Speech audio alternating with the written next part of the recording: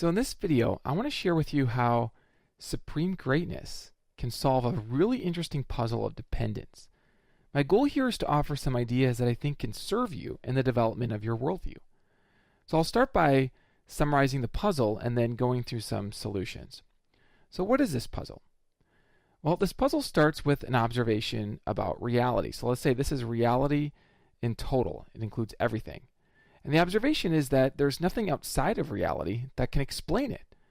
And the reason this leads to a puzzle is that it leads to a question about how there can be anything that has no explanation. How can that be? How can something have no explanation for its reality? I mean, especially if the things within reality do have an explanation, how can stacking together things that depend on other things result in a total thing that doesn't depend on anything? How is that possible? So let me go through some solutions. So one solution is we could avoid the whole puzzle if there were just nothing, right? And this would be elegant. I mean, if there were nothing, then this is a very simple way things would be. There wouldn't be anything. There wouldn't even be a lack of something, if you think lacks are the sorts of things that have existence. But I assume that you're not very happy with the solution because there isn't nothing. I mean, you exist, I exist. So this solution isn't really, I think, a live option, but I just wanted to include it here for completion. Okay, the next solution is that all things are dependent. Now, I think the solution is actually impossible. And part of the problem is what we already saw is that the totality can't be dependent on anything beyond it. And if it's dependent on just itself, that leads to a kind of circularity. But there's another problem, and it has to do with the dependence of dependency itself. So let me just give you a little argument here. I call this the dependency of dependence argument. So suppose all things are dependent, then this property of being dependent would itself be dependent. So we can ask, what explains the instantiation of dependency itself? Or what explains the fact that there are dependent things? Well, if everything's dependent, then the fact that there are dependent things is itself dependent. But dependency can't be dependent if all things are dependent, because if all things are dependent, then this is going to result in a circularity. Dependency is going to depend on something dependent. And so that would be circular. And so to avoid the circularity, we say that not all things are dependent. And so this is an additional problem beyond the fact that there just is nothing beyond reality, beyond dependent reality, for dependent reality to depend on, if all of reality is dependent. Okay, so the next solution is one that you might expect me to give if you know me and you know my work, which is that dependent reality depends on some layer that is itself necessary. It exists because it cannot not. It has a necessity to it. And this would, maybe you might think, account for how it can fail to be dependent. It has a different kind of nature from dependent things. Dependent things you might think can fail to be. They exist, but their existence, their inclusion within reality, is not just a matter of necessity. And so that might lead you to think that they depend ultimately on something else, different kind of thing, whose inclusion in reality is a matter of necessity. Okay, but actually I think that although this solution may be helpful to some extent, it's not complete. And the problem is that we can imagine necessary states within the necessary reality being dependent. So for example, you might think that some mathematical truths like 2 + 2 = 4, these truths are dependent on the mathematical axioms. The axioms are more basic, they're more fundamental. And the theorems are not just derived through proof, but are dependent in their nature on the more basic states of the necessary realm. And my point here is that it isn't just conceptually necessary that if something is necessary, then it can be independent. It's conceptually possible that a necessary state is dependent, and so this leads to still this further question again about the necessary states that are dependent. How can they depend on a necessary state that is non-dependent? What can account for the difference between dependent necessary states and non-dependent necessary states in principle. So we're going back to that original puzzle. How can there be a reality that has no outside explanation beyond itself? How can that even be? And so here I'm going to give you a solution that I find very fascinating, and this is the supreme foundation solution. So the idea here is that if the foundation has a supreme nature, and by supreme I mean it is maximally great, it is as great as a reality can be thought to be. It is the maximally great foundation for all things. Okay, now how does this solve the problem? Well, what's interesting to me is that supreme greatness predicts independence. So the idea here is that the greatest reality that we can conceive of is going to be a reality that can exist independently of other realities. I mean, suppose you've got two realities and one is dependent on the other. Well, the dependent reality then owes its existence and its nature to the reality that it depends on, and so it's not going to be as supreme as the thing that's able to exist independently of everything else. And so this is a reason to think that there's a conceptual link from supreme greatness and existing independently. The greatest conceivable reality wouldn't depend on anything, but would in fact have an independent nature.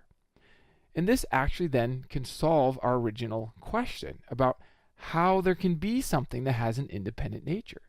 The way this works is that if there's something that has a supreme nature, then the supremacy of its nature entails the independency of its nature.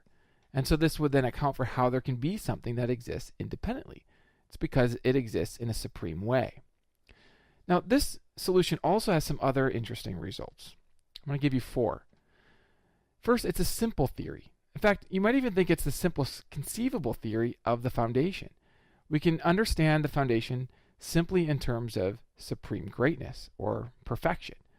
By contrast, other theories that detail specific boundaries to its nature or specific degrees of greatness, for example, it has the ability to, let's say, produce 1 million universes and no more, are going to be more complex conceptually. When we express the theory, it's going to take a greater number of basic terms to express that theory.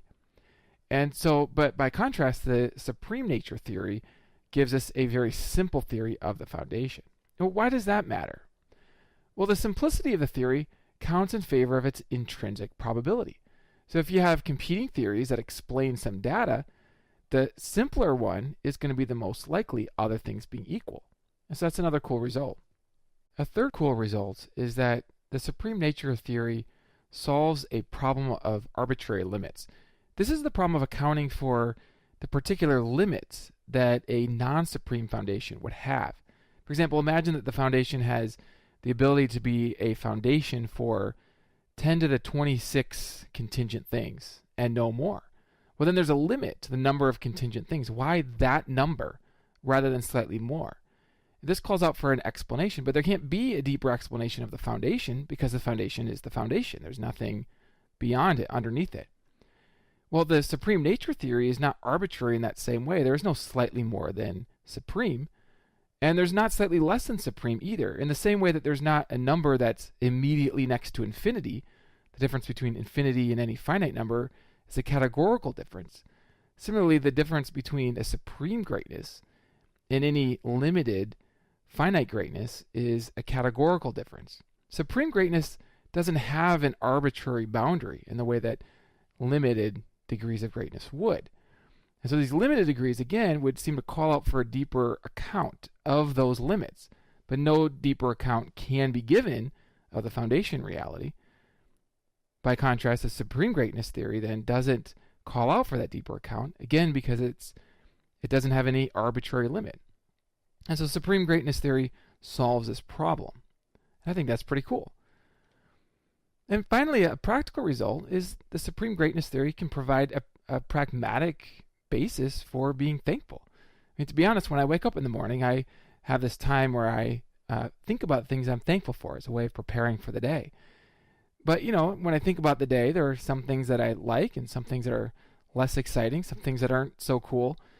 But at every time of my life, if I focus at the foundation of all things, and if this foundation is supreme in its nature, then that gives me a reason to be grateful for this supreme foundation. All right, let me just close this with a few final thoughts. First, my purpose here is to serve you with truths that are treasures.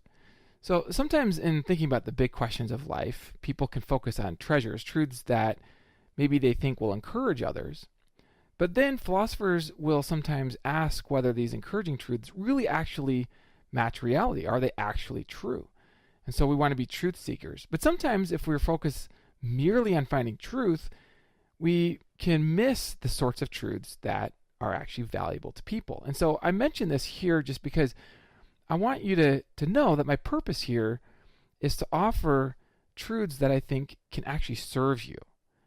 I'm not here to try to win an argument or to defend my own worldview. I'm trying to offer truths that I think can actually encourage you in your own life. And so for this reason, let me just say that I consider you to be the judge of the quality of the considerations I've given you. You're the customer is king. And I welcome your feedback. Ultimately, you have to think these things through on your own, from your own perspective. Something I appreciate about the supreme greatness theory is that it can serve people from many different perspectives. So people across time and culture have had different views about the foundation of the world. But there's this core idea that the foundation has greatness, that there's a supremacy to the foundation of all things. And this basic idea transcends culture and it transcends particular perspectives. And so for that reason, this theory I think can serve people from within many different perspectives. You've perhaps heard people say things like, there's a reason for everything, or everything gets worked out for some greater good. Well, the foundation theory in terms of supreme greatness provides an ontology for this kind of optimism in response to problems. There are problems, there are real problems that we face in the world. The idea is that in the midst of every problem, there's something deeper underneath everything that is quite good. And this can be encouraging to people, again, from many different perspectives. And then finally, let me just say that the ideas I'm giving here are a platform for further inquiry and development. In your hands, you may be able to go much further than I have here in developing your own understanding of how the puzzle of dependence connects with various solutions and connects with the idea that there's a foundation to all things. And so I offer this to you for your benefit, for you to continue to develop and to build upon. So I hope this serves you. Thank you.